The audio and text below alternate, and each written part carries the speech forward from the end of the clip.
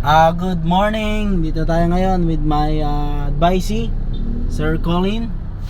At bakit tayo dapat sumunod sa mga speed limit ng ating dinadaanang kalsada?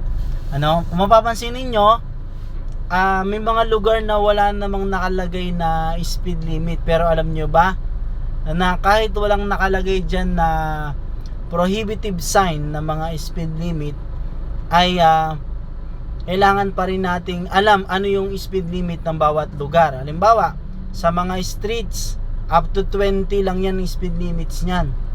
Sa mga boulevards naman, it's 40, lalo na yung mga tinatawiran ng kalsada. Sa mga municipalities, 30 kilometers per hour. Municipality streets na walang mga island, mga 30 kilometers per hour lang ang dapat na takbo dyan, ang speed limit. Bakit ba nagkakaroon ng speed limit sa ating mga kakalsadahan? Kahit walang nakalagay, dapat alam natin yung speed limit ng ating tinatakbo. Kasi kagaya niya sa highway, bakit ang speed limit ay umaabot ng 80 kilometers, lalo na yung mga walang blind curves, no?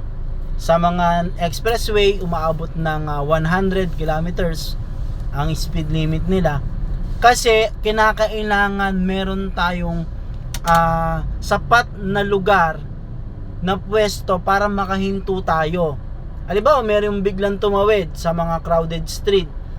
Kung tatakbo tayo ng 20 kilometers, kahit pa paano yung medyo malayo-layo, makakapagpreno ka pa. O lalo na kung medyo maraming tao, 8 kilometers, nasa mga intersection, 8 kilometers ang speed, makakahinto ka pa. Doon naman sa mga highway na 80 kilometers, bago lumapit sa iyo, makikita mo na yung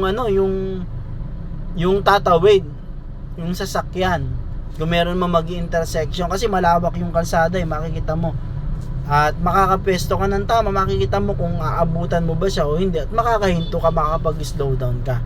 Unlike sa mga wala kang speed limit, hindi mo sinusunod yung speed limit, tatakbo ka lang ng agad-agad, hindi mo nakikita, meron mga blind na mga corners, lalabas yung sasakyan, makakabangga. Wala kang sapat na distance para makahinto doon sa safe na paghinto mo, na hindi mo tatamaan yung sasakyan dahil lagpas ka nga sa limit ng kalsada. Kaya yung speed limit ay napakahalaga na sundin natin, no?